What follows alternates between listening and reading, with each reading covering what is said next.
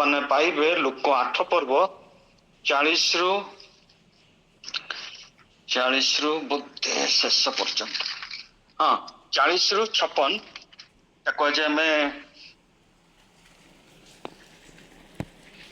ପଢିବା। ଆଉ ମୁଁ ତ ସରମନ ଦିଏନି, ମୁଁ ସବୁବେଳେ କହେ ବାଇବଲ ଷ୍ଟଡି, ସେଥିପାଇଁ ମୁଁ ବିଶ୍ୱାସ କରୁଛି ଆପଣମାନଙ୍କ ପାଖରେ ଖାତା ପେନ୍ ଥିବ। ଏ କାହାଣୀଟା ଯେହେତୁ ଆମେ ମାନେ ସମସ୍ତେ ଜାଣିଛୁ, ମୋ କାହାଣୀଟାକୁ କହିବାକୁ ଚାହୁଁନି। ମୁଁ ଷ୍ଟ୍ରେଟ୍ ଆପଣମାନଙ୍କୁ ପ୍ରଶ୍ନ ପଚାରିବି, ଆଜି ଆପଣ ମାନେ କାଗଜରେ ଲେଖିବେ। ମୋ ପ୍ରଥମ ପ୍ରଶ୍ନ, ଖାତା ପେନ୍ ରେଡି ଅଛି ତ? ମୋର ପ୍ରଥମ ପ୍ରଶ୍ନ ସେଇଟା ଆପଣ ମାନେ ପାଇବେ ଲୋକ 8 ପର୍ବର 45। ସେଥିରେ ଯୀଶୁ କହିଲେ କିଏ ମୋତେ ଛୁଇଁଲା। ସେଥିରେ ଯୀଶୁ କହିଲେ କିଏ ମୋତେ ଛୁଇଁଲା।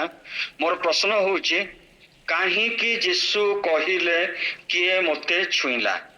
ପ୍ରଶ୍ନ 1 ସମସ୍ତେ ଲେଖିଛନ୍ତି, କାହିଁକି ଯୀଶୁ କହିଲେ କିଏ ମୋତେ ଛୁଇଁଲା? ଲୋକ 8 ପର୍ବର 45 ପଦ। ଆମର ପ୍ରଶ୍ନଟା ହଉଛି ସେତିକି। ତାର ଉତ୍ତରଟାକୁ ଆମେ ବାହାର କରିବା, ଆପଣ ମାନଙ୍କ ସାହାଯ୍ୟରେ ସେ ଉତ୍ତରଟାକୁ ଆମେ ମାନେ ବାହାର କରିବା। ଅହଲ୍ୟା ଭଉଣୀ ବୋଧେ ଭୁଲରେ ଆପଣ ମ୍ୟୁଟ କରିନାହାନ୍ତି, ଟିକେ କରିଦିଅ। ହଁ ଥ୍ୟାଙ୍କ ୟୁ। ତାକୁ ଆମର ଉତ୍ତରଟାକୁ ବାହାର କରିବା। ଆଚ୍ଛା,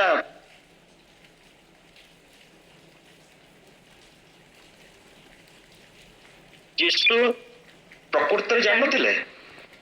କଣ ଭାବୁଛନ୍ତି? Thank you. ଯୀଶୁ ଜାଣିଥିଲେ। କୋଉଠି ଜଣା, କୋଉ ଜାଗାରେ ଆମେ ଗୋଟେ ପଦକୁ ଆଣିବା ଉଦାହରଣ ସ୍ୱରୂପ, ଯୋଉଥିରେ କି ଆମେ କ୍ଲିୟର କଟ୍ ଜାଣିପାରିବା ଯେ ଯୀଶୁ ଜାଣିଥିଲେ ବୋଲିକା? ଗୋଟେ ସଜେଷ୍ଟ କରନ୍ତୁ। ଅର୍ଥାତ୍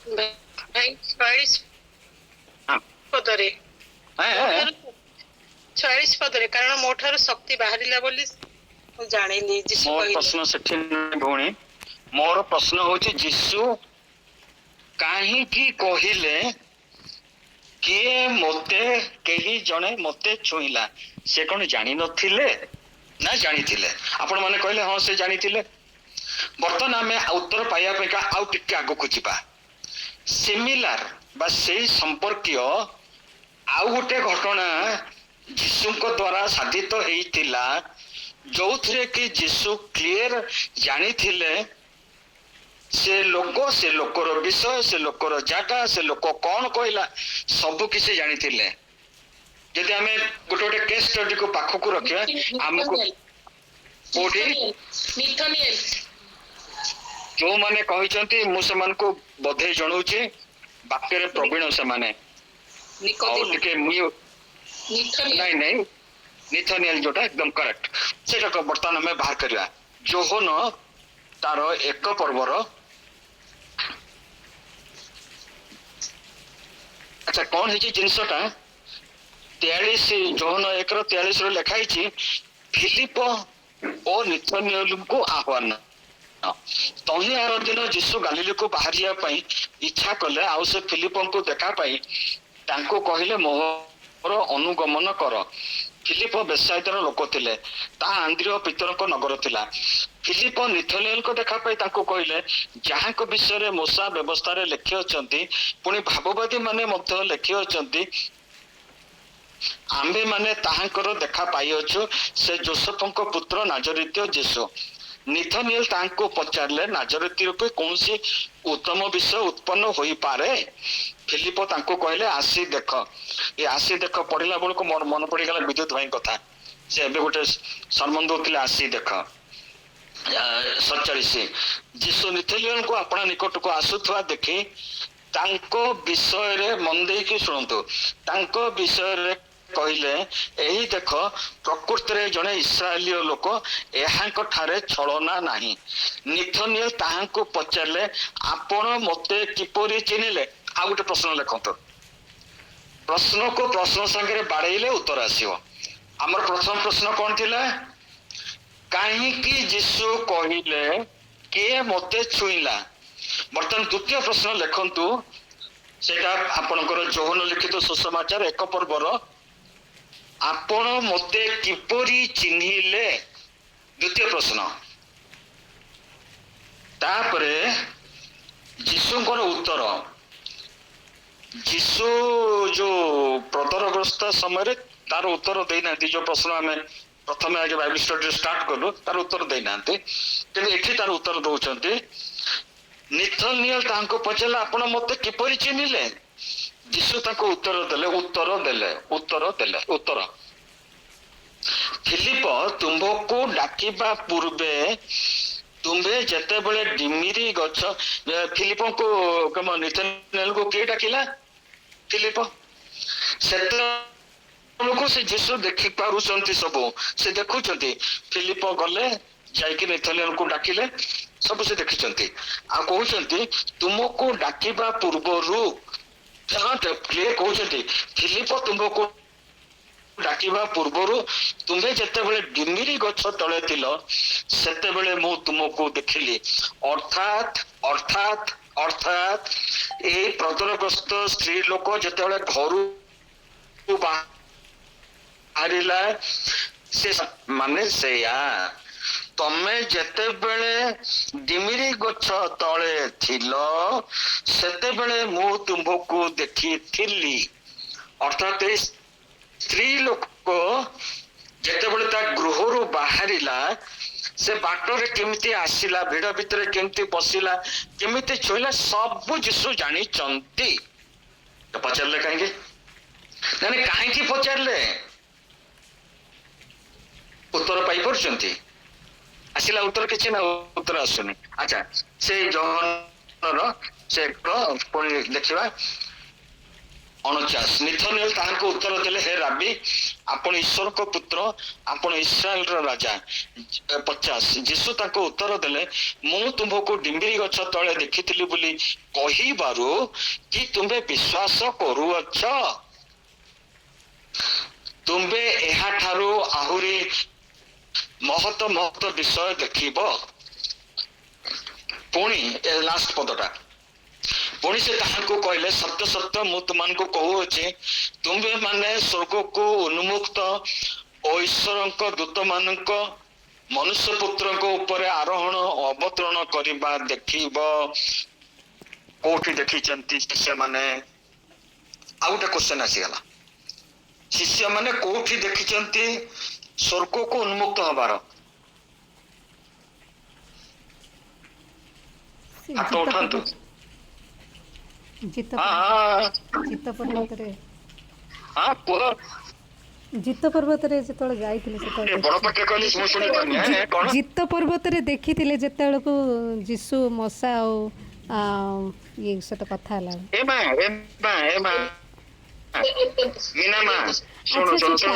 ପ୍ରାର୍ଥନା କେବଳ 3 ଜଣ ଦେଖିଥିଲେ। ଏଠି କହୁଛନ୍ତି କେତେ? ସେ ଭିତରେ ଯାକବ ଜଣ ଦେଖିଥିଲା, ଆଉ କେହି ଦେଖିନାହାନ୍ତି। ଏଠି ସେ କହୁଛନ୍ତି ସତ୍ୟ ସତ୍ୟ ମୁଁ ତୁମ୍ଭ ମାନଙ୍କୁ, ପ୍ଲୁରାଲ। ଆଚ୍ଛା, ଇଏ ତୁମ୍ଭେ ମାନେ ଇସାକର ପୁଅ କଣ ତାଙ୍କ ନାଁ? ତାଙ୍କେ ଦେଖିଥିଲେ ସାନ ପୁଅ ଇସାକର। ଆମେ ଓଲ୍ଡ ଟେଷ୍ଟମେଣ୍ଟକୁ ଯିବାନି। ଯେତେବେଳେ ଯୀଶୁ କହୁଛନ୍ତି ତାଙ୍କ କଥା 100% ସତ। କୋଉଠି ଶିଷ୍ୟମାନେ ସବୁ ଦେଖିଲେ? ଏନିୱାନ? ଯେତେବେଳେ ସେ ସ୍ୱର୍ଗାରୋହଣ କଲା ବେଳକୁ କେବଳ ଯୋଡ଼ିଏ ଦୂତ ଆସିଥିଲେ। ସେମାନେ କହିଲେ, ହେ ଇସ୍ରାଏଲ ଲୋକ, କାହାକୁ ଖୋଜୁଛ? ଏଇ ଯୋଉ ଡେସ୍କ୍ରିପସନ, ସେଇ ଡେସ୍କ୍ରିପସନ ଟା ଅଛି। ଯୀଶୁଙ୍କୁ ସ୍ୱର୍ଗାରୋହଣ କରିବା ଦେଖିଥିଲେ ନାଇଁ? ସେଥିରେ କେବଳ ଯୋଡ଼ିଏ ଦୂତ ଆସିଥିଲେ, କିନ୍ତୁ ଏଠି ପରେ ଲେଖା ହଉଛି ସ୍ୱର୍ଗକୁ ଉନ୍ମୁକ୍ତ। ସେଠି କୋଉଠି ଲେଖା ହେଇନି ସ୍ୱର୍ଗ ଉନ୍ମୁକ୍ତ ଥିଲା ବୋଲି। ମେଘରେ ପ୍ରଭୁ ଯୀଶୁ ଯେତେବେଳକୁ ପ୍ରାର୍ଥନା କରୁଥିଲେ, ସେତେବେଳେ ସ୍ୱର୍ଗଦୂତ ମାନେ ଆସିକି ତାଙ୍କୁ ସେବା କଲେ ଆଉ ଶକ୍ତି ଦେଇଥିଲେ।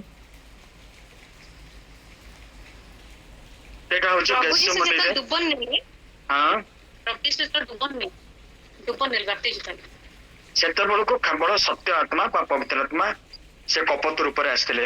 ଏଇ ଯୋଉ ଡେସ୍କ୍ରିପସନଟା କୋଉଠି ଅଛି ଆମେ ଶୀଘ୍ର ସେୟାର କରିବା। ଏଟା ଗୋଟେ ସାଇଟ୍ ଟା ମୁଁ ଏଇ ସାଇଟ୍ ରେ ତ ସମୟ ନେଇଗଲେଣି। ମନ ଦେଇ ଶୁଣନ୍ତୁ, ତୁମ୍ଭେ ମାନେ ସ୍ୱର୍ଗକୁ ଉନ୍ମୁକ୍ତ ଈଶ୍ୱରଙ୍କ ଦୂତ ମାନଙ୍କୁ ମନୁଷ୍ୟ ପତ୍ର ମାନଙ୍କ ଉପରେ ଆରୋହଣ ଅବତରଣ କରେ। ଦେଖିବ ଏଇ ଡେସ୍କ୍ରିପସନ ଟା ଆଉ କୋଉଠି ଅଛି? ଯୀଶୁଙ୍କ ଜମନା ପରେ ଆଉ ଗୋଟେ କ୍ଲୁ ଦେଲି। ଯୀଶୁ ଚାଲିଗଲା ପରେ ଆଦି ପୁସ୍ତକ ଅଛି। ଆଦି ପୁସ୍ତକ କଥା ମୋଟେ ଏଠି ଉଠୁନାହିଁ। ଯୀଶୁ କହୁଛନ୍ତି 51ରେ, ମୁଁ ତୁମମାନଙ୍କୁ ସତ୍ୟ ସତ୍ୟ କହୁଛି ତୁମାନେ ଦେଖିବ।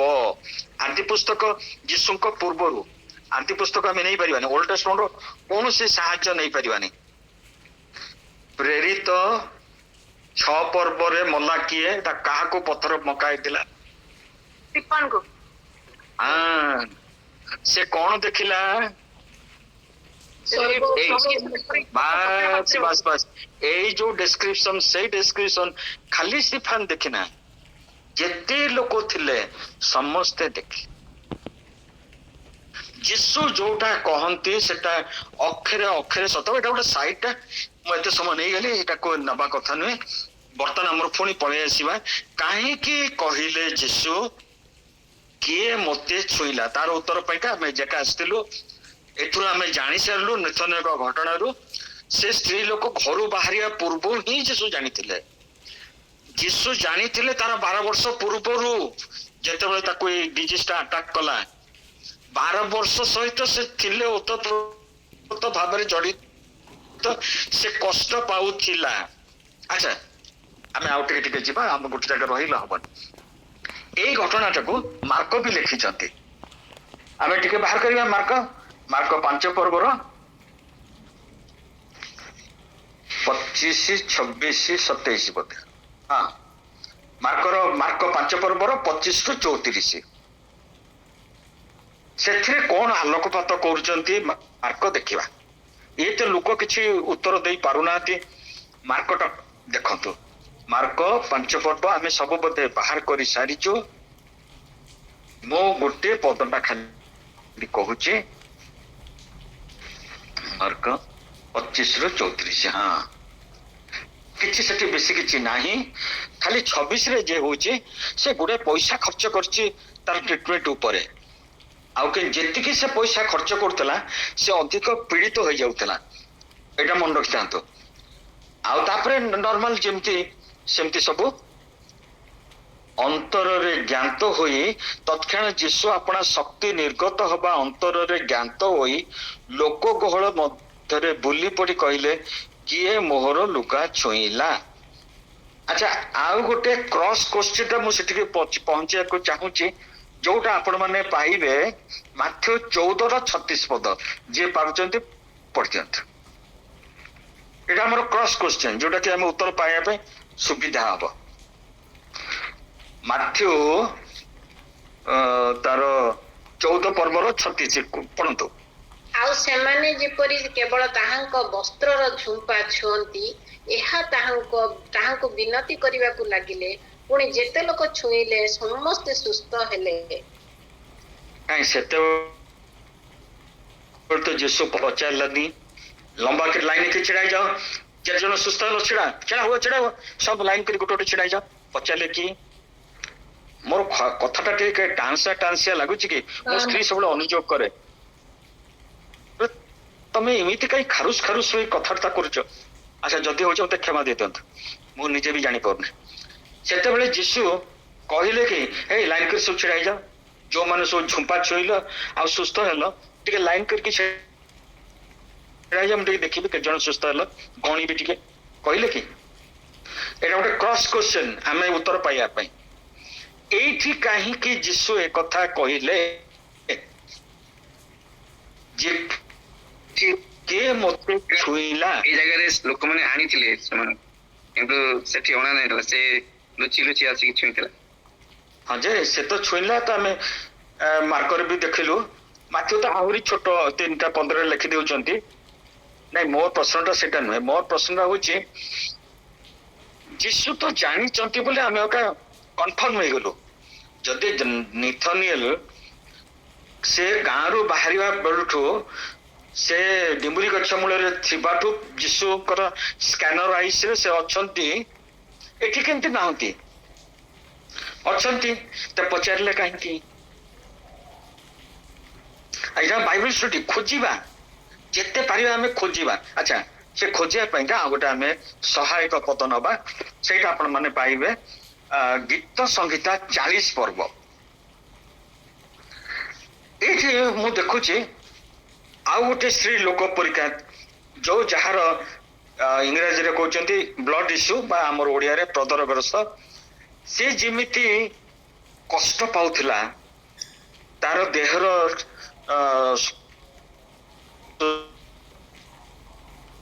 ଅସୁସ୍ଥତା ନିମନ୍ତେ କଷ୍ଟ ପାଉଥିଲା। ଆଉ ଗୋଟେ କଥା ମନେ ରଖିଥାନ୍ତୁ, ଯେହେତୁ ସେଇ ସମୟରେ ବ୍ୟବସ୍ଥା ପୁସ୍ତକ କାର୍ଯ୍ୟକାରୀ ହଉଥିଲା, ସେଇ ସମୟରେ ଯାହାର ସେଇ ସ୍ତ୍ରୀ ଧର୍ମ ହବ ତାକୁ ଅନକ୍ଲିନ ବୋଲିକା କୁହାହଉଥିଲା। ସେ 7 ଦିନ ପର୍ଯ୍ୟନ୍ତ ମିଶିବା। ଏ ତ ଅନକ୍ଲିନ ତ ଛାଡ, ଇଏ ଗୋଟେ ରୋଗ, ପୁରା ଗୋଟେ ଗାଇନିକ ରୋଗରେ ପ୍ରପୀଡିତ, ଏ ତ ଆହୁରି ଅନକ୍ଲିନ। ସେଥିପାଇଁ ସେ ଯୀଶୁଙ୍କୁ ତ ତା ଶରୀର ଯୀଶୁଙ୍କୁ ଛୁଇଁନି, ଖାଲି ଝୁମ୍ପା ବା ଇଂରାଜୀରେ ଲେଖା ହେଇଛି ଟାସଲ, ଝୁମ୍ପା ଗୁଡାକ ଯୋଉ ସେ ପୋଷାକରେ ଝୁଲିଥାଏ, ସେ ଏଇଟାକୁ ଟିକେ ଛୁଇଁଲା। ମୁଁ ଧୈର୍ଯ୍ୟ ଧରି ସଦାପ୍ରଭୁଙ୍କର ଅପେକ୍ଷା କଲି, ଧୈର୍ଯ୍ୟ ଧରି ଅପେକ୍ଷା କଲି। ସେ ସ୍ତ୍ରୀ ଲୋକର ଷ୍ଟୋରି ସାଙ୍ଗେ ମତେ କାହିଁ ଭାରି ମିଶିଲା। 12 ବର୍ଷ ଧୈର୍ଯ୍ୟ ଧରି ଅପେକ୍ଷା କରିଛି, ପୁଣି ସେ ମନୋଯୋଗ କରି ମୋହର କାକୁକ୍ତି ଶୁଣିଲେ। 12 ବର୍ଷ ଧରିକି ତାର କାକୁକ୍ତି ୱେଷ୍ଟ ହେଇଯାଇନି। ଭାଇ ଭଉଣୀ ମାନେ ଟିକେ ମନ ଦେଇ ଶୁଣ, I am leading you to very deeper spiritual truth। ଅନେକ ସମୟରେ ଆମର ଚିନ୍ତାଧାରା ଥାଏ, ଏଇ ଆଶିଷ ଧାରାରେ ମୁଁ ସେଦିନ କହିଥିଲି ଅଳ୍ପ ଟିକେ ସମୟ, ପିଲାର ପରିବର୍ତ୍ତିତ ସଂସ୍କରଣ ଆପଣ ମାନେ ଶୁକ୍ରବାର ଦିନ ପାଇବେ ବୋଲି। ସେଠି ଆମେ ଶୁଣୁଥିଲୁ ଗୋଟେ 38 ବର୍ଷାବତୀ, ଆମର ବିଦ୍ୟୁତ ଭାଇ କହୁଥିଲେ 38 ବର୍ଷାବତୀ ଗୋଟେ ଲୋକଟି ସେଠି ଥିଲା। ମୁଁ ସେଠି ପ୍ରଶ୍ନ ପଚାରିଲି, ଯୀଶୁ ତ ଜଗତର ସୃଷ୍ଟିକର୍ତ୍ତା, ଏ ତ ଆହୁରି କେତେ ଲୋକ ଥିବେ, ଜଣକୁ ଯୀଶୁ କାହିଁକି ସୁସ୍ଥ କଲେ, ଅନ୍ୟମାନଙ୍କୁ କାହିଁକି କଲେ ନାହିଁ? ଏବଂ ସେଦିନ ମୁଁ କହିଥିଲି ଆମେ ଆର ପରିବର୍ତ୍ତିତ ସଂସ୍କରଣ ଶୁକ୍ରବାର ଦିନ ଶୁଣିବା। ଆଜି ଆମେ ଆକୁ ଚିନ୍ତା କରୁଛୁ, ଏବଂ ଏଥିପାଇଁ ଚିନ୍ତା କରିବା ବାଇବଲର ବିଭିନ୍ନ ସ୍ଥାନରୁ ଆମେ ତାର ସହାୟକ ପଦ ସବୁ ଆଣି, ଏଇଟା ଅବଶ୍ୟ ଦାଉଦଙ୍କ ଲେଖା କେମିତି ଯାଏ ସେ ନାହିଁ, ଏଇଟା ପବିତ୍ର ଆତ୍ମା ତ ଲେଖିଛନ୍ତି ଅଲ୍ଟିମେଟଲି। ପୁଣି ସେ ମନୋଯୋଗ କରି ମୋହର କାକୁକ୍ତି ଶୁଣିଲେ। ଏଠି ଗୋଟେ ସ୍ପିରିଚୁଆଲ ଟ୍ରୁଥ ହଉଛି, ମୁଁ ଧୈର୍ଯ୍ୟ ଧରି ସଦାପ୍ରଭୁଙ୍କର ଅପେକ୍ଷା କଲି। ଏ ଧୈର୍ଯ୍ୟଟାର ସୀମା କିଛି ଏଠି ଦିଆଯାଇନି। 12 ବର୍ଷ, 13 ବର୍ଷ, 14 ବର୍ଷ, 50 ବର୍ଷ, 60 ବର୍ଷ କିଛି ଦିଆଯାଇନି। ଅବ୍ରାହମକୁ ବି ଥିଲା, ଦାଉଦକୁ ବହୁତ ଦିନ ଅପେକ୍ଷା କରିଥିଲା ରାଜା ହେବା ପାଇଁକା, କିନ୍ତୁ ତାର ଉତ୍ତର ସେ ମତେ ବହୁତ ଭଲ ଲାଗିଲା। 3 ପଦର ସେ ଗୀତ ସଂହିତା 40 ପର୍ବର 3 ପଦର ଦ୍ୱିତୀୟ ଭାଗଟା, ଅନେକେ ଏହା ଦେଖିବେ ଓ ଭୟ କରିବେ, ପୁଣି ସଦାପ୍ରଭୁଙ୍କ ଠାରେ ବିଶ୍ୱାସ କରିବେ। ଭାଇ ଭଉଣୀ ମାନେ, ମୋର ଲାଗୁଛି ଏଇଟା ହଉଛି ଉତ୍ତର। କାହିଁକି ଯୀଶୁ ପଚାରିଲେ କିଏ ମତେ ଛୁଇଁଲା ବୋଲିକା, ମତେ ଲାଗୁଛି ଏଇଟା ହଉଛି ଉତ୍ତର। କାହିଁକି ନା ସେ ସ୍ତ୍ରୀ ଲୋକର ଲେଖା ହଉଛି, ମୁଁ ଆଉ ସେ କାହାଣୀକୁ ପୁରା ଯାଉନି, ତାର ହଠାତ୍ କିନା ବନ୍ଦ ହେଇଗଲା, ସେ ନିଜେ ଅନୁଭବ କଲା ବୋଲିକା ସେ ୱାର୍ଡ ଲେଖା ହଉଛି। କିନ୍ତୁ ଯେତେବେଳେ ଯୀଶୁ କହିଲେ, ମାର୍କ ଆଉ ମାଥ୍ୟୁ ଆଉ ଲୁକ ଯେତେବେଳେ ଆପଣ ମିଶେଇବେ, ସେ ଲୋକ ଡରିଗଲା, ସେ ସ୍ତ୍ରୀ ଲୋକ ଡରିଗଲା, ଥରି ଥରି ହେଇ ଆସିକିରି ଯୀଶୁଙ୍କ ଚରଣ ତଳେ ପଡିଲା, ଯୀଶୁଙ୍କ ଚରଣ ତଳେ ପଡିଲା। ଅର୍ଥାତ୍ ସବୁ ଲୋକ ଜାଣିଲେ ଏଇ ଛୁଇଁଛି ବୋଲିକା। ଦେଖନ୍ତୁ ତା ସାଙ୍ଗରେ ପଦଟାକୁ ମିଶାନ୍ତୁ, ଗୀତ ସଂହିତା 40 ପଦ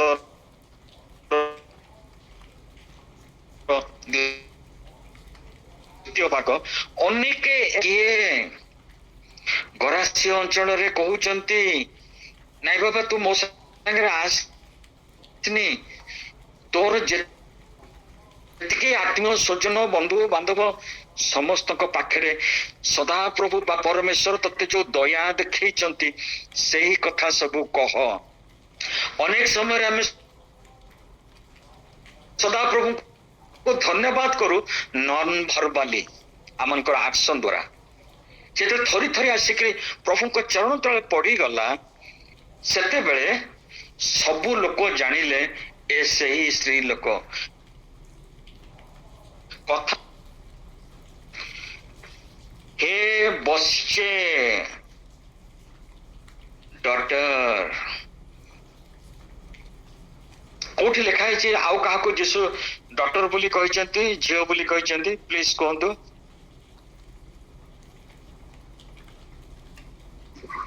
कपिनी स्त्री आउ किए कहबो?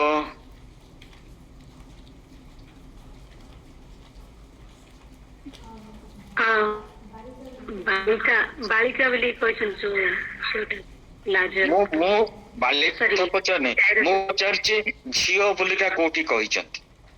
बच्चे माने झियो इंग्रजी रे डॉक्टर बोली लिखा है।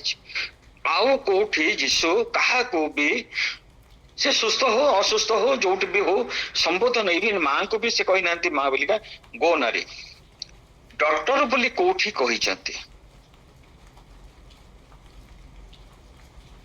ओके कोठी कही नांती। फास्ट एंड वेरी वन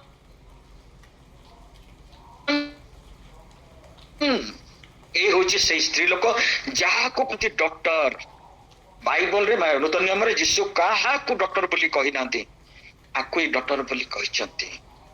जेहेतु मोर समय सीमित मते शीघ्र जीवा पड़ছে एथरे मो टिके आपण मानकु स्मरण करि दे पारि। मो कल्पना रे मु देखुची जेता कहउचंती झियो रे कल्पना लेखाई बाइबल रे लेखाई कोठी आपण खोजिले भी कोठी पाइबेनी। तू जो 12 वर्ष धरी लज्जा पाउथुलु असम्मान पाउथुलु अनक्लीन बा असुचि बोली लोके कहउथिले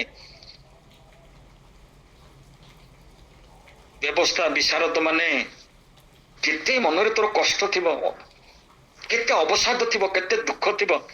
ए जो मु सबु तक मो देहरे खाली तोर नहीं समस्त जगतर पाप अवसाद पेन दुख सबु मो देहरे नहीं गली। आउ किछि दिन पर देखिबो ताको मु से दंडर भार नहीं कि क्रूस रे चढ़िबी। आउ जेते लोक ताहां ठारे विश्वास कले से समस्त को निजर संतान होबार अधिकार देले। ए झियो मु देइली पारा तते देइली संतान होबार अधिकार देइली।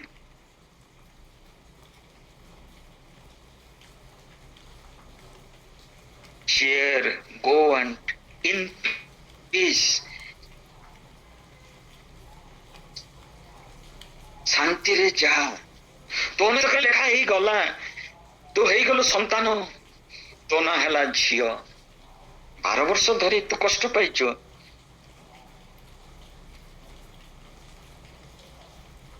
किंतु आज तू ही गलु टी अनुमान कहबुनी।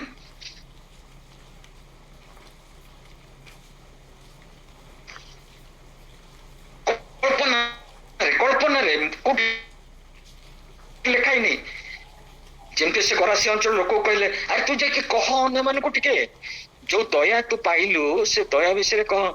मुझे कल्पना रे भाबुची यीशु भाबुथे ये झियो आज तो राज्यर संतान हेलु संतान अधिकार पाइलु कहबुन टिके अन्य मान का साक्ष्य दबुनी ଅନ୍ୟମାନଙ୍କୁ ସେ ସନ୍ତାନ ହବାର ଅଧିକାର ଦେବା ପାଇଁ ପଢେଇବୁ, ସାକ୍ଷ୍ୟ ଦେବୁ, ସେମାନଙ୍କୁ କହିବୁ ଆସ, ଜଣଙ୍କ ପାଖରେ ଦୟା ଅଛି। କେତେ ଖୁସି ହେଇଯାଇଥିବେ ଆପଣ ଚିନ୍ତା କରିପାରୁଛନ୍ତି। ସାଇକୋଲୋଜିଷ୍ଟ ମାନେ ଲେଖନ୍ତି ସବୁଠୁ sweetest ward in the world କଣ କହିଲେ? କୋଉ ୱାର୍ଡଟା ସବୁଠୁ ଅତି ମିଠା ଓ ଅତି ମଧୁର?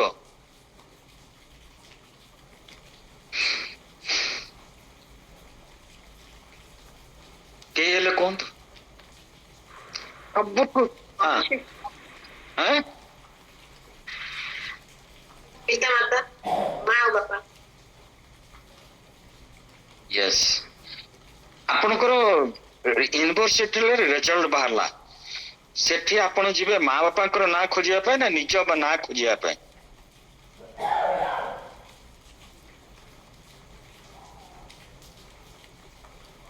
କାହା ନାଁ ଖୋଜିବେ? ଆପଣ ପରୀକ୍ଷା ଦେଇଛନ୍ତି, ଆପଣଙ୍କ ନାଁ ବାହାରିଛି, ସେଠି ବାପା ମାଙ୍କ ନାଁ ଖୋଜିବେ ନା ନିଜ ନାଁ ଖୋଜିବେ? ନିଜ ନାଁ ଖୋଜ। ହଁ,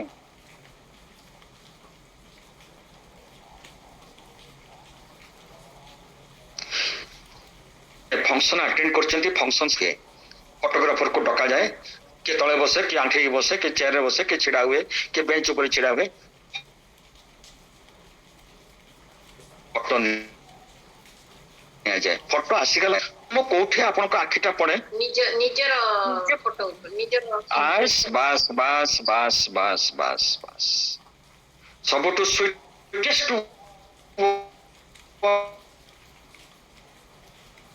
ଇନ୍ ଦ ୱାର୍ଲଡ। ମୋ ଘର ନା ଟୁଟୁ। 74 ଇୟର୍ସ କ୍ରସ୍ କରିକି 75 ଭିତରେ ପଶିଲି। ଯଦି ମତେ କିଏ ଡାକି ଦଉଛି ଟୁଟୁ ବୋଲିକା, ମୁଁ ଖୁସି ହେଇଯାଉଛି। ଆରେ ମୋର ସାଙ୍ଗ ହେଇଥିବ କି ମୋଠୁ ବଡ ହେଇଥିବ। ଅବଶ୍ୟ ମୋର ବଡ ଭାଇ ଅଛନ୍ତି ମୋଠୁ ବଡ, ସେ ମତେ ଡାକନ୍ତି। ମୋର ଭଉଣୀ ଯେ ଜଏନ୍ କରୁଛି ଅମିତା ଚୌହାନ, ସେ ବି ମୋଠୁ ବଡ। ଆଉ କେତେ ଜଣ ବଡ ଅଛନ୍ତି, ରୁନାନୀ, ଏ ଯୋଉ ଜେମ୍ସ, ସେ ସମସ୍ତେ ସେ ଡାକିଲେ ମତେ ଖୁସି ଲାଗେ। ନାଟା ସବୁଠୁ ଆନନ୍ଦଦାୟକ। ଏଇ ଘଟଣାରେ ଆହୁରି ଗୋଟେ ଘଟଣା, ବର୍ତ୍ତମାନ ଆମେ ଯିବା, ଏଇଠି ଆଉ ରହିବାନି। ସେଟା ହଉଛି ଜାଇରସ୍। ସେ ଗୋଟେ କଣ ତା କହନ୍ତି, ଗୁରୁ ନଥିଲା, ସମାଜ ଗୁରୁର ଗୁରୁ ନଥିଲା, but Hi was holding A very high post. ମାନେ ତାଙ୍କର ସେଇ ସମୟରେ ଥିଲା ସୁପରିନଟେଣ୍ଡେଣ୍ଟ ଯୋଉ ପୋଜିସନ, ସେଇ ପୋଜିସନଟା ସବୁ ସେଙ୍କର ସବୁ ଯୋଉ ପଢାପଢି ହବ ତାକୁ ସେମାନେ ସବୁ ସାଇଜ କରି ରଖିବେ। ଆଉ ଯେତେବେଳେ କିଏ ସ୍ପିକର ଆସିବେ ତାକୁ ପୁଣି ଆଣିକି ତାକୁ ଦେବେ, ସେ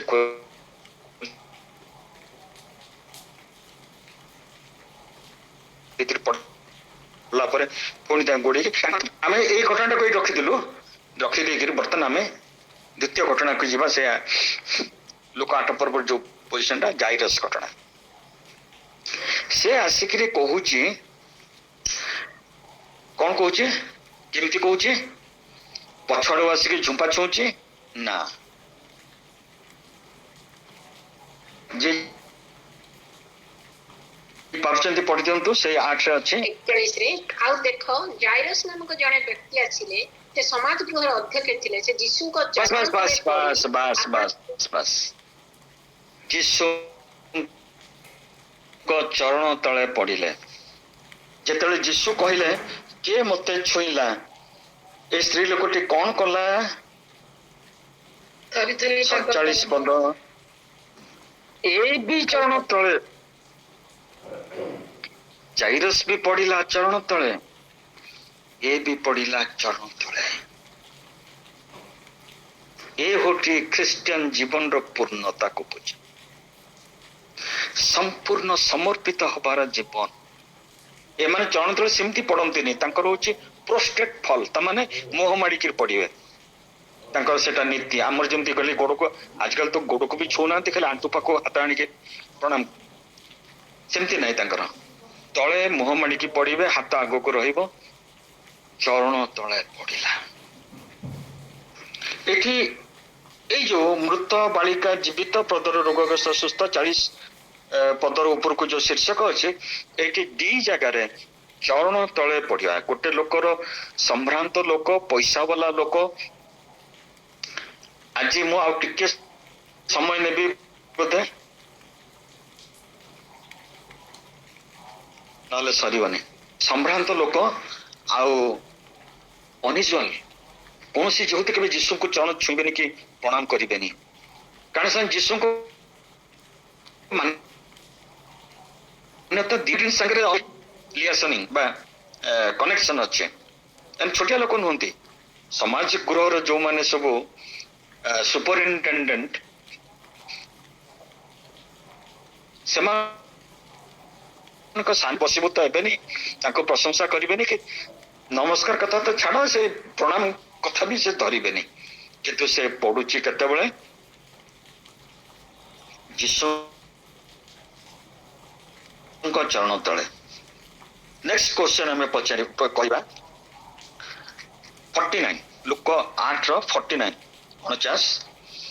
ସେ ଏହି କଥା କହୁଥିବା ସମୟରେ ସମାଜ ଗୃହର ଅଧ୍ୟକ୍ଷଙ୍କ ଘରୁ ଜଣେ ଆସିକି କହିଲା, ଆପଣଙ୍କର ଝିଅ ମରିଗଲାଣି, ଗୁରୁଙ୍କୁ ଆଉ କଷ୍ଟ ଦିଅନ୍ତୁ ନାହିଁ। କ୍ୱେଶ୍ଚନ ହଉଛି ମୋର, କାରଣ ଏଇ ଗୁରୁ କେବଳ ବଞ୍ଚିବା ଲୋକକୁ ଜୀବନ ମାନେ ଭଲ କରିପାରନ୍ତି। ଯୋଉମାନେ ବଞ୍ଚିଥାନ୍ତି ସେମାନଙ୍କୁ ରୋଗକୁ ସୁସ୍ଥ କରନ୍ତି। ମରିଗଲା ପରେ ଆଉ ପୁଣି ଗୁରୁଙ୍କ ସାଙ୍ଗରେ କି ସମ୍ପର୍କ? ଆଉ ଗୁରୁଙ୍କୁ ଡାକନି, ଆଉ ଗୁରୁଙ୍କୁ ନିଅନି।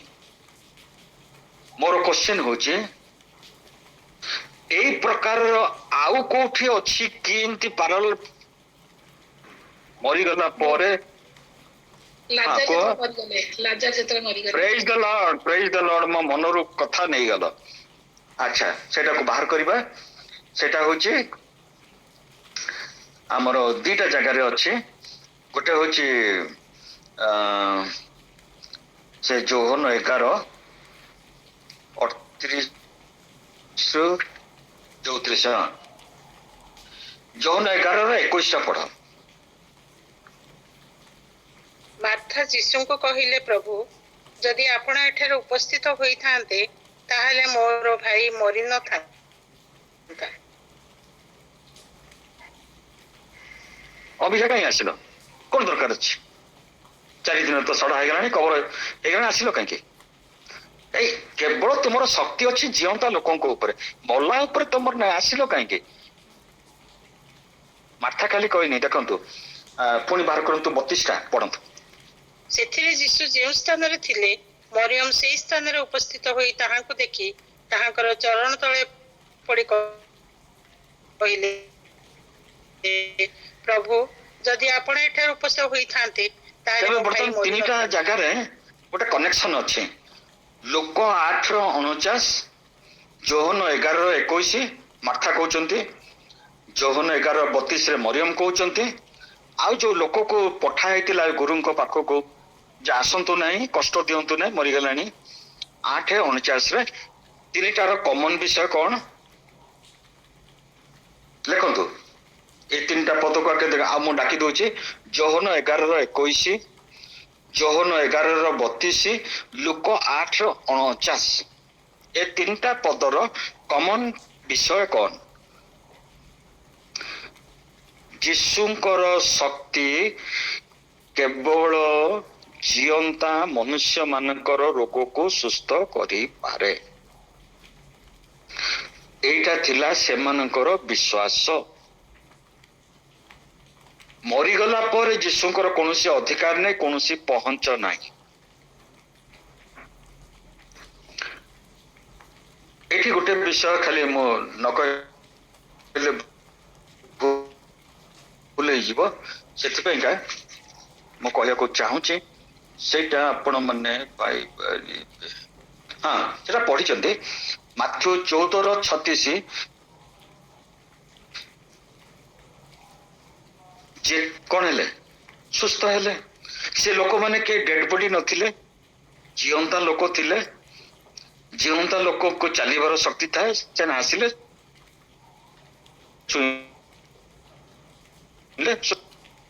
ଆହୁରି ଗୋଟେ ପିକୁଲିୟର କେସ୍ ଟା ମୁଁ କହିନି ଏ ପର୍ଯ୍ୟନ୍ତ, ଭାରି ପିକୁଲିୟର କେସ୍। ଲୋକ 8 ପର୍ବର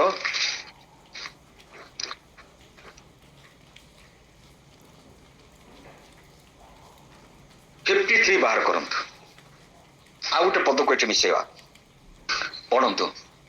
କିନ୍ତୁ ସେ ମରିୟମ ମରିଯାଇଅଛି ବୋଲି ଜାଣିଥିବାରୁ ସେମାନେ ତାହାକୁ ପରିହାସ କରିବାକୁ ଲାଗିଲେ। ଓକେ, ଆମେ 4ଟା ପଦ ହେଇଗଲା। ମାର୍ଥା କହୁଛି ଭାଇ ତ ମରିଗଲା, ମରିୟମ କହୁଛି ଭାଇ ତ ମରିଗଲା, ସେ ଜାଇରସ ଘରୁ ଖବର ଆସିଲା ଗୁରୁଙ୍କୁ କଷ୍ଟ ଦିଅନି, ମରିଗଲା। ଏଠି ଆଉ ଗୋଟେ ପେକୁଲିୟର ବିଷୟ ହଉଛି ସେମାନେ ତାହାଙ୍କୁ ପରିହାସ କରିବାକୁ ଲାଗିଲେ। ମୁଁ ଦୁଃଖର ସହିତ କହୁଛି, ଆତ୍ମିକ ଦୁଃଖରେ ମୁଁ ଆପଣମାନଙ୍କୁ କହୁଛି, ଆମେ ସମସ୍ତେ ଆମର କାର୍ଯ୍ୟ ଦ୍ୱାରା ଈଶ୍ୱରଙ୍କୁ ପରିହାସ କରୁଛୁ। ପ୍ରାର୍ଥନା କଲି ଇନଡାଇରେକ୍ଟଲି, ଡାଇରେକ୍ଟଲି ଆମେ କରୁନୁ, ମୁହଁରୁ ବାହାରୁନି, ଆଉ କିଛି ଲାଭ ନାହିଁ। ଏତେ ପ୍ରାର୍ଥନା କଲିଣି, ଏତେ ନେଇ ହୋଗା, କାହାକୁ କହିପାରୁନା, ମନେ ମନେ ସେଟା ଗୋଟେ ରକମ ପରିହାସରେ ଯାଉଛି। ଯୀଶୁ ସେ ସ୍ତ୍ରୀ ଲୋକକୁ କହିଲେ, ତୋହର ବିଶ୍ୱାସ ତତେ ସୁସ୍ଥ କରିଅଛି। 12 ବର୍ଷ ଧରିକିରି ଯାହା ହେଉନଥିଲା, ମାର୍କରେ ଲେଖା ହେଇଛି 5 ପର୍ବ, ସେଥିରେ ସେ ଯେତିକି ସେ ଟ୍ରିଟମେଣ୍ଟ ହଉଥିଲା ଆହୁରି ୱର୍ସ ହେଇଯାଉଥିଲା।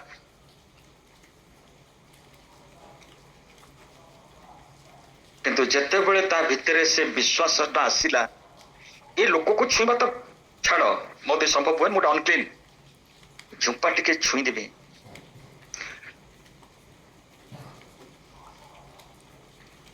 ଏଇ ବିଶ୍ୱାସ ପାଇଁକା ସେ ରାଜ୍ୟର ସନ୍ତାନ ହେଲା।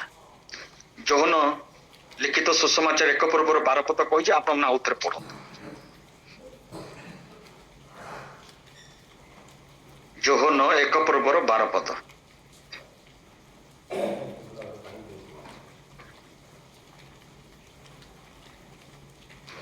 ମାତ୍ର ଯେତେ ଲୋକ ତାହାଙ୍କୁ ଗ୍ରହଣ କଲେ, ଅର୍ଥାତ୍ ଯେଉଁମାନେ ତାହାଙ୍କ ନାମରେ ବିଶ୍ୱାସ କଲେ, ସେ ସମସ୍ତଙ୍କୁ ସେ ଈଶ୍ୱରଙ୍କର ସନ୍ତାନ ହେବା ନିମନ୍ତେ ଅଧିକାର ଦେଲେ। ଏଠି ଅଧିକାର କିଏ ପାଇଲା? ସେଇ ଯୋଉ ପ୍ରଦରଗ୍ରସ୍ତ ସ୍ତ୍ରୀ ଲୋକ ରାଜ୍ୟର ସନ୍ତାନ ହେଲା। ଯୀଶୁ ତାକୁ ଡାକିଲେ ଡଟର, ବସଛେ। ତାହାର ବିଶ୍ୱାସ, ଯେଉଁମାନେ ତାହାଙ୍କୁ ବିଶ୍ୱାସ କଲେ, he came to his own received him not। ସେ ନିଜ ରାଜ୍ୟକୁ ଆସିଲେ, ନିଜ ଲୋକମାନେ ତାହାଙ୍କୁ ଗ୍ରହଣ କଲେ ନାହିଁ। ଯେତେ ଲୋକ ତାହାଙ୍କୁ ଗ୍ରହଣ କଲେ, ସେ ସେମାନଙ୍କୁ ଈଶ୍ୱରଙ୍କର ସନ୍ତାନ ହବାର ଅଧିକାର ଦେଲେ। ଆଜି ଆମେ ସମସ୍ତେ ଅଧିକାର ପାଇଛୁ, ତେ ପ୍ରୟାସ କାହିଁ କରିବା? କାହିଁକି କହିବା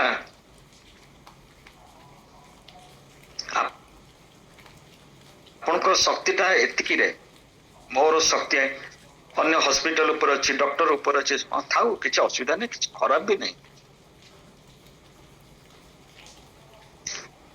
ମୁଁ ସେଥିପାଇଁ ସେ ଯୋଉ ଢକଟିକୁ ବନେଇଛି, ଫାର୍ଷ୍ଟ କ୍ଲାସ ହବ, ବଢିଆ ହବ, ସାଇଜରେ ହବ। ଯେତେବେଳେ ଗୌରବ ଥାଇ ଫୋନ କରୁଛନ୍ତି, ଟୁଟୁ ଭାଇ ଏଠି 3 ଫୁଟର ପାଣି ଚାଲିଛି, ଅମରି ଗଛ ଗୁଡାକ 8-10 ଫୁଟର, ମୁଁ କେମିତି ଘର ବନେଇବି?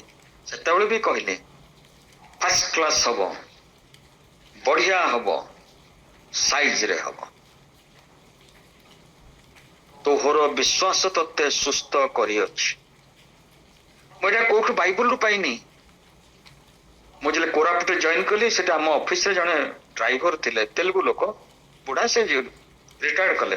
ତାପରେ ସେ କୋରାପୁଟ ବସଷ୍ଟାଣ୍ଡରେ ଗୋଟେ ଫାଷ୍ଟ ଫୁଡ ଦୋକାନ ଖୋଲିଥିଲେ। ଯେତେବେଳେ ଦେଖା ହୁଏ, ମୁଁ ବି ବସ୍ ନେଇକିରି ଦାମନଯୋଡ଼ି ଆସେ। ଆଉ ପଣ୍ଡାକୁ ଭଲ, ଫାର୍ଷ୍ଟ କ୍ଲାସ।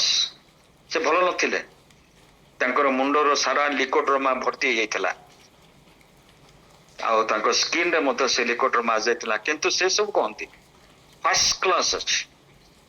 ସେଇଠୁ ସେ ୱାର୍ଡଟା ନେଲେ, ଫାର୍ଷ୍ଟ କ୍ଲାସ।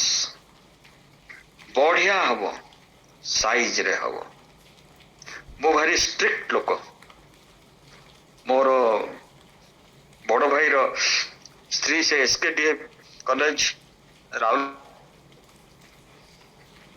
रे इंग्लिश रीडर थे से बस रे आसुचंती छुट्टी रे भाईर द्वितीय पुଅ ତା ନାଁ ଅଛି ମିଲନ ସେ ଶୋଇଥିଲା ମା କୋଳରେ ତାପରେ ଉଠି ପଡିକି ଆଉ ଗୋଟେ କୋଉ ପାସେଞ୍ଜର କୁ କହୁଛନ୍ତି ତମେ ମୋ ବଡ କାକାଙ୍କୁ ଚିହ୍ନିଛ ମୁଁ ତାର ବଡ କାକା ହେବି ସେ କହିଲା ନା ମୁଁ ଜାଣିନି ସାଇଜ କରିଦେବେ ସେ ହସୁଛନ୍ତି କଣ ସାଇଜ କରିବେ ମୁଁ ସେମାନଙ୍କୁ ରାଗିଗଲେ ମୁଁ କହିବି ଦେଖ ଯଦି ଟିକେ ବଦମାସି ଚିହ୍ନିଛ ସେ ସାଇଜ କରିଦେବେ ତେଣୁ ଏଇ ତିନିଟା ୱାର୍ଡ ମୁଁ ନେଇଛି ଫାର୍ଷ୍ଟ କ୍ଲାସ ହବ ବଢିଆ ହବ ସାଇଜ ରେ ହବ ଏସବୁକୁ ପରିହାସ କରିବାନି ସେ କେତେବେଳେ କରୁଛନ୍ତି କରନ୍ତୁ କିଛି ଚାନ୍ସ ନାହିଁ ଅସ୍ଥିର ହବାନି ଆଉ ଗୋଟେ ବିଷୟ ସୁନ୍ଦର ବିଷୟ ଖାଲି କହିବି ସେଟା ହଉଛି 55 ସେ 8:55 ସେଥିରେ ତାହାର ଆତ୍ମା ଫେରି ଆସିଲା ଆତ୍ମାଟା ପଳେଇଥିଲା କଣ ହେଲା ଯୌବନରେ ମାତ୍ର ସେ ତାହାଙ୍କର ହାତ ଧରି ଡାକିକି କହିଲେ ଆଗ ବାଳିକା ଉଠ ହାତ ଧରି କି ମିଠା ସବୁ ଭର୍ତ୍ତି ହେଇଛି ଏଥିରେ ମୁଁ ତ ଯେତେ ଖୋଜୁଛି ତା ମିଠା ଆହୁରି ଭାବୁଛି ପଡିଗଲେ ମୁଁ କଣ ଗୋଟେ ଆମର ଉପାସନାର ଗୀତ ଅଛି ପଡିଗଲେ ଧୂଳି ଝାଡି ତୋଳି ନେବେ ହାତେ ସେ ହାତ ଧରିକି ଆମକୁ ଉଠାଇବାର ଲୋକ କି ପ୍ରେମୀ ଲୋକ କି ପ୍ରେମୀ ଈଶ୍ୱର ଖାଲି ଚିନ୍ତା କରନ୍ତୁ ଆଉ ଶେଷ କରିବା ପୂର୍ବରୁ ଆଉ ଗୋଟିଏ ପଦ ଖାଲି ଆପଣ ମାନଙ୍କୁ ଲେଖେଇବି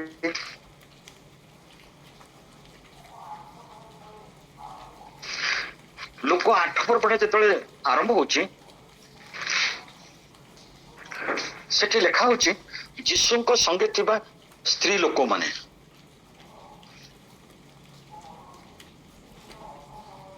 ଏବଂ ନଗରରେ ଓ ଗ୍ରାମେ ଗ୍ରାମେ ଘୋଷଣା କରି ଈଶ୍ୱରଙ୍କ ରାଜ୍ୟର ସୁସମାଚାର ପ୍ରଚାର କରିକି ଭ୍ରମଣ କରିବାକୁ ଲାଗିଲେ ଆଉ ଦ୍ୱାଦଶ ତାହାଙ୍କ ସାଙ୍ଗରେ ଥିଲେ ପୁଣି ଯେଉଁ ସ୍ତ୍ରୀ ମାନେ ଦୁଷ୍ଟ ଆତ୍ମା ରୋଗରୁ ସୁସ୍ଥ କରାଯାଇଥିଲେ ଏପରି କେତେକ ସ୍ତ୍ରୀ ଲୋକ ଅର୍ଥାତ୍ ମଗ୍ଦଲିନୀ ନାମୀ ମରିୟମ ଯାହାଙ୍କ ଠାରୁ 7 ଭୂତ ବାହାରି ଯାଇଥିଲା ହେରୋଦଙ୍କ ବେବର୍ତ୍ତା ଖୁଜାଙ୍କର ଭାନଜା ଜୋହନା ସୁସନ୍ନା ଆହୁରି ଅନେକ ସ୍ତ୍ରୀ ଲୋକ ତାଙ୍କ ସାଙ୍ଗରେ ଥାଇ ଆପଣା ସମ୍ପତ୍ତି ଦେଇ ସେମାନଙ୍କର ସେବା କରୁଥିଲେ ଆପଣା ସମ୍ପତ୍ତି ଦେଇ ମାନେ they were the sponsor ବା ଫାଇନାନ୍ସର ଆପଣ ଯୋଉଟା ବି କହିପାରନ୍ତୁ ଯେତେବେଳେ ସେଇ 8 ପର୍ବଟା ସରୁଛି ସେତେବେଳେ ମଧ୍ୟ 2ଟି ସ୍ତ୍ରୀ ଲୋକ ଯୋହନ ଲିଖିତ ସୁସମାଚାରରେ ଦେଖିବେ କୋଉ ଜାଗାରେ ଯୋହନ ମଗ୍ଦଲିନୀ ମରିୟମଙ୍କର ବିଷୟରେ ବୃତ୍ତାନ୍ତ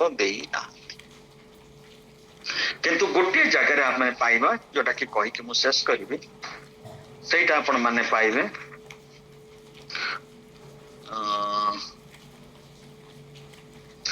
ଯୋହନ 20 ପର୍ବର 15 ଆଉ ଯୋହନ 20 ପର୍ବର 16 ଏ ପର୍ଯ୍ୟନ୍ତ ତାପରେ ଶେଷ କରିବି ଯୀଶୁ ତାହାଙ୍କୁ କହିଲେ ଗୋ ନାରୀ କାହିଁକି ରୋଦନ କରୁଅଛ କାହାର ଅନ୍ୱେଷଣ କରୁଅଛ ସେ ତାହାଙ୍କୁ ଉଦ୍ୟାନର ମାଳି ବୋଲି ମନେ କରି କହିଲେ ମହାଶୟ ଆପଣ ଯଦି ତାହାଙ୍କୁ ଘେନି ଯାଇଅଛନ୍ତି ତାହେଲେ ତାହାଙ୍କୁ କେଉଁ ସ୍ଥାନରେ ରଖି ଅଛନ୍ତି ମତେ କୁହନ୍ତୁ ଆଉ ମୁଁ ତାହାଙ୍କୁ ଘେନି ଯିବି ଯୀଶୁ ତାହାଙ୍କୁ କହିଲେ ମରିୟମ ସେ ବୁଲି ପଡି ନା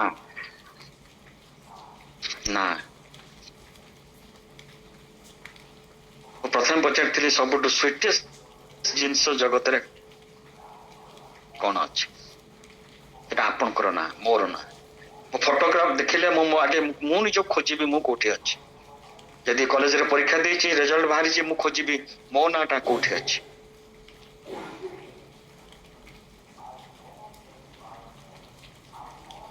ଯୀଶୁ କହିଲେ ଆଇ ନୋ ଯୀଶୁଙ୍କର ଡାକିବାଟା ଇଟ୍ ମ୍ୟାଟର୍ସ ମି। କେତେ ସୁନ୍ଦର କେତେ ମଧୁର ତାଙ୍କ ସ୍ୱର। ଯେତେବେଳେ ସେ ସ୍ତ୍ରୀ ଲୋକ ବାହାରିକି ଯାଇଥିବ ଆପଣ ଭାବନ୍ତୁ ଜୀବନ ସେ କେବେ ଭୁଲି ପାରିନଥିବ ଯୀଶୁଙ୍କର।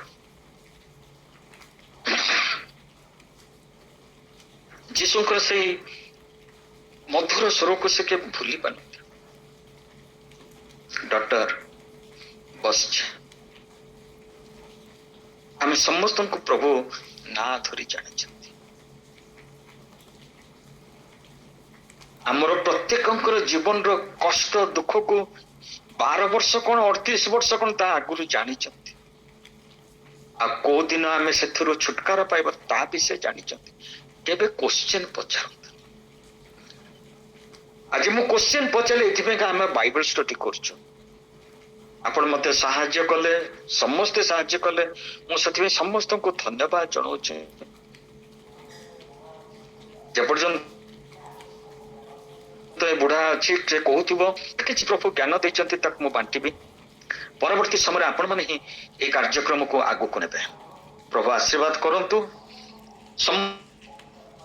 ସମସ୍ତଙ୍କୁ। ପବିତ୍ର ଆତ୍ମା ଯେ କଥା କହିଛନ୍ତି ବିଶ୍ୱାସ କରୁଛି। Thank you very much. God bless.